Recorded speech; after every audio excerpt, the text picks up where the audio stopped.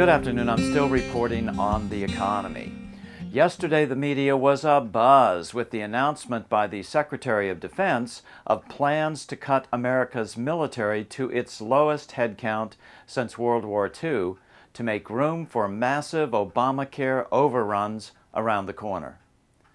Also yesterday, America recognized the new Ukrainian government in Kiev and is sending a delegation to negotiate an aid package.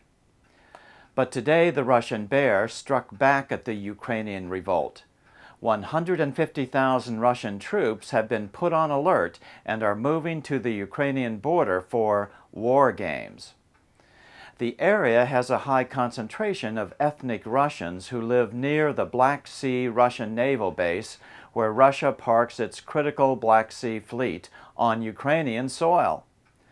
Today, pro- and anti-Russian supporters clashed nearby, blocking the main road into the base for a time.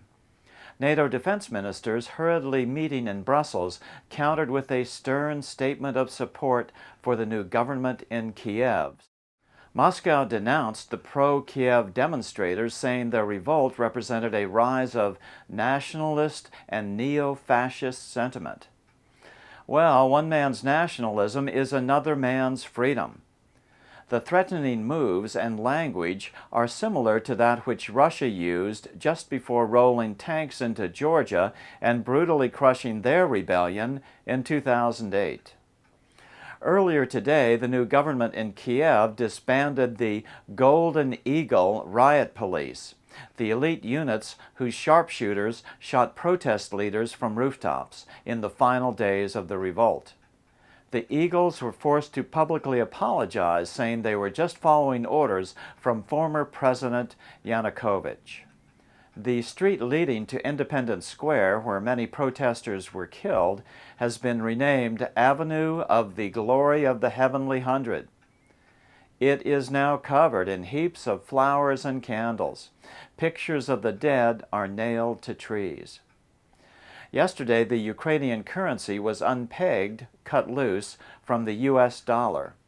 This will make imports more expensive and exports cheaper and keep money in the country.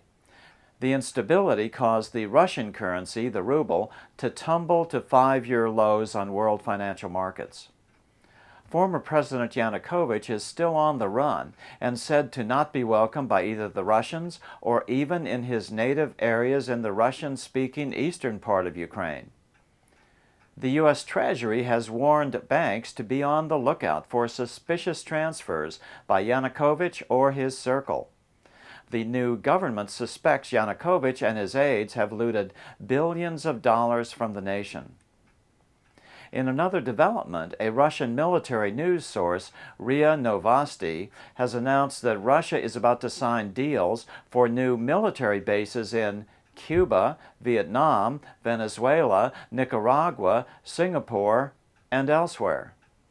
In 2002, Russia had to close a large radar base in Cuba and a large naval base in Vietnam due to financial constraints.